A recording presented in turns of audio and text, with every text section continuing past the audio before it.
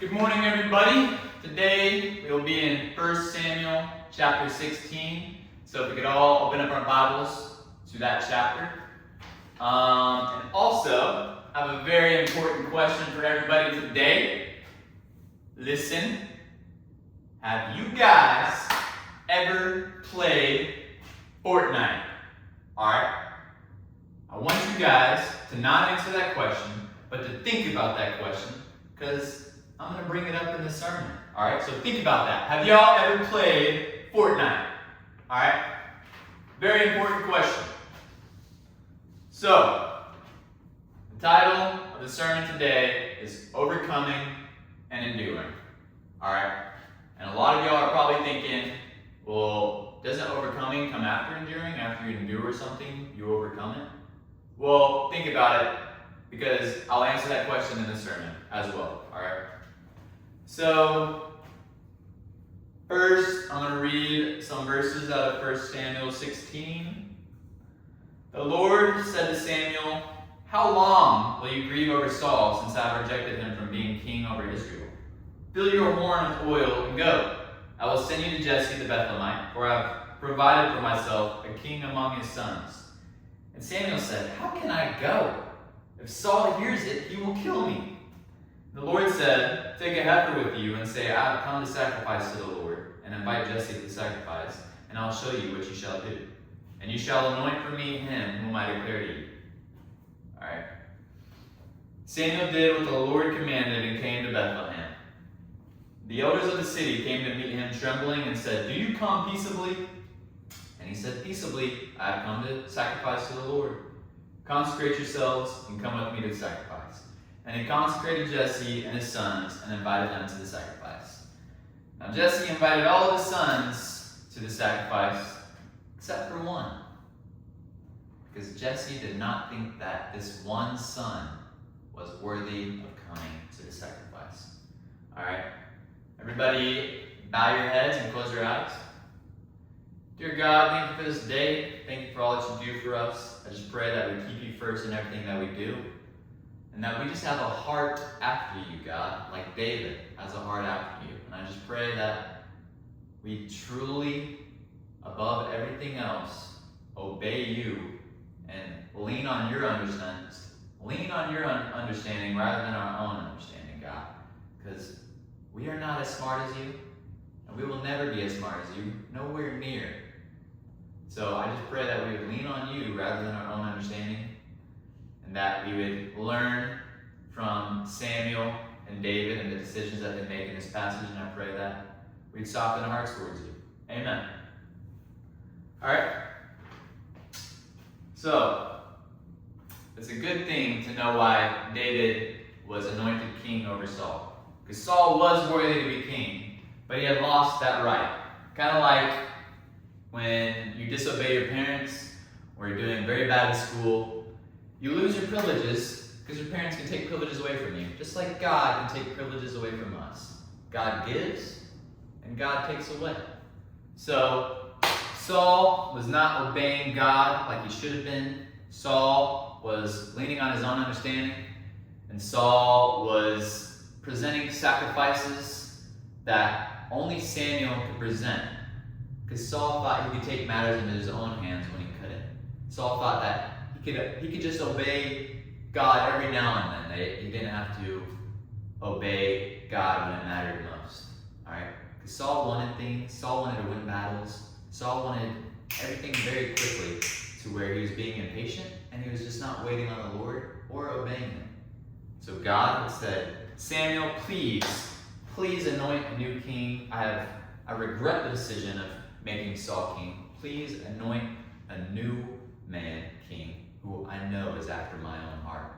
Alright, so we will learn more about that in this passage. But, alright, I know I just said a lot of words right there, but you guys remember when I just asked y'all if y'all have ever played Fortnite before? Alright, so think of you're playing Fortnite and you have a buddy with you, like in person, and he gets wins on Fortnite all the time, and you never get wins. But your buddy is with you and he's watching you play, and he's giving you strategies and techniques to win this Fortnite match. Alright? You're doing good in the Fortnite match, and you get to where there's only 3 people left. Alright? But you've been hiding in a bush this whole time. You're hiding in a bush, and your buddy to your right is just like, yo, stay in this bush, that way you can ensure that you win. Because the other 2 people that are still alive are gonna fight each other, and one of them is gonna obviously die in Fortnite, and then it'll be a one-on-one at the end. So just stay in the bush until that happens. But you start to get anxious, and you're like, no, I should just go out of the bush and try to fight them now. Alright? Saul did just that. Saul presented an offering without waiting on Samuel to get to him to present the offering, because he wanted to lean on his own understanding. He was not prioritizing God's commandments for him. Alright, God had given him commandments, and his heart posture was just not in the right place. Alright, so in this instance, if you want to win a Fortnite, you gotta listen to your buddy who has way more wins. Saul should have been listening to God, who's infinitely smart and created everything. God is the whole reason why Saul was king. So we have to obey him, because God gives us everything that we have. Alright, so back to the Fortnite metaphor. If you're not going to wait in the bush, like your buddy says, you're going to face the consequences. So you go out there and you lose the win. And it was like right there. There was 3 people left. All you have to do is just listen to your buddy. Alright, your heart posture has got to be in the right place for you to succeed. Alright, or those consequences will happen. So Samuel was deeply saddened that Saul was no longer worthy to be king. Alright, Saul was like Samuel's best friend. Not only was Saul losing kingship over Israel, but Samuel was losing a friend. The prophet mourned over Saul's downfall. Alright? It said in 1 Samuel 15 that Samuel had cried all night when he found out that Saul was no longer worthy to be king. Alright? It's like having a friend that's just headed the wrong direction in life. It's very heartbreaking. Alright? That's why it's so important to be surrounded by good people in your life. Because we are the accumulation of the 5 closest friends that we have. We are a reflection of ultimately, we are to reflect God's love and glory. But if we have 5 close friends, we tend to look just like them. Alright? And if you have 5 godly friends who are in the Word, who are praying, who are keeping you accountable, and who are leading you towards Christ, you start to look like that too. And you start to benefit his kingdom so much. Alright? So, not only was Samuel sad that Saul would no longer be king, Samuel was losing a friend because Saul was headed in the wrong direction. Alright? And sometimes we need to lose friends who are headed in the wrong direction. We can't just stay with them. They'll bring us down. A commentator named Robert Burgeon writes, in the midst of Samuel's mournful depression, God gave him a word of motivational reproof and a job to do. One that another commentator, with the last name Youngblood, said, this decision that Samuel was about to make was the capstone of his career. This was the chief pivotal decision of Samuel's life. He had to get over this sadness. Sometimes the trials and tribulations, the very hard season that we are in right now is for a purpose. And once Samuel got over this mournful depression, he made the biggest and most best decision that he ever made in his life. And that was anointing David as king, the greatest king in Israel's history. Jesus was a direct descendant of David. The person who saved the whole world, Jesus, the greatest human being to ever live. Samuel anointed his ancestor to be king. Little did Samuel know, alright? But he had to get over that mournful depression first. A lot of us are going through depression or dealing with anxiety. Y'all don't understand that we could find our David on the other side of this. Sometimes we have to lose our Saul to find our David. And that is such a powerful thing in this chapter. Alright? A lot of us, me growing up, I'd never really cared about 1 Samuel 16, to be honest, because I didn't understand just how much it would apply to our lives. A lot of us are just like Samuel, and a lot of us are just like David. And we'll find out about that later. So, like I said, many of us here tonight may relate to Samuel's sorrow, but we may be walking through times of mourning, sadness, depression, or anxiety. But God has not called us to remain in those feelings. In the Bible, God was like, Samuel, how long are you going to be mourning over this? How long are you going to be weeping over this? Please, just fill your horn up with oil and anoint this new king that I told you in Bethlehem. Alright? We need a wake-up call. A reminder that God still has greater plans for us just around the corner.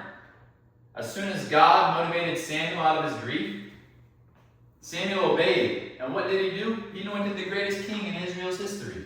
Alright? Samuel obeyed, Saul didn't. Once Samuel obeyed, he made the greatest decision of his life. When Saul did not obey, he made the worst decision of his life, and God made him not be king anymore. Alright? So, there's some great implications of when we obey and when we disobey, and what happens next. So 1 Samuel chapter 16, verse 6. When they came, he looked on Eliab and thought, surely the Lord's anointed is before him. But the Lord said to Samuel, do not look on his appearance, on the height of his stature, because I rejected him. For the Lord sees not as man sees. Man looks on the outward appearance, but the Lord looks on the heart. Let's read that verse again. For the Lord sees not as man sees. Man looks on the outward appearance, but the Lord looks on the heart. Then Jesse called Abinadab and made him pass before Samuel, and he said, neither has the Lord chosen this one. Then Jesse made Shammah pass by, and he said, neither has the Lord chosen this one. And Jesse made 7 of his sons pass before Samuel, and Samuel said to Jesse, the Lord has not chosen these. Then Samuel said to Jesse, are all your sons here? And he said, there remains yet the youngest, but behold, he is keeping the sheep. Alright? Jesse was like, I didn't even think about bringing David, because Jesse was looking at his outward appearance. He said, this is the youngest son. He's probably the shortest. Alright?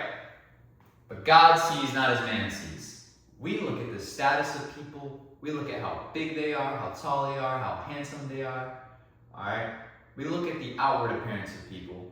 And that's a lot of times that's where we put our value in people, is their outward appearance. Their material, what they own, their status, their net worth. Alright? But God looks at our heart. Alright? That is what matters most. You know? I've been thinking about this a lot, but if you're judging a man by his manliness, do you look at how big and strong he is? Or do you look at him inwardly? The decisions that he makes with his soul. The decisions, the emotional decisions. The way that he treats his parents. The way that he treats those around us. Or do you just look at how much he lifts at the gym? Or how good he is at sports? Or how good a person is at school? Do you look on these outward things? Or do you look on the inward things? The emotional things, the spiritual things, his relationship with God? How do you measure a man's manliness? It's a great question.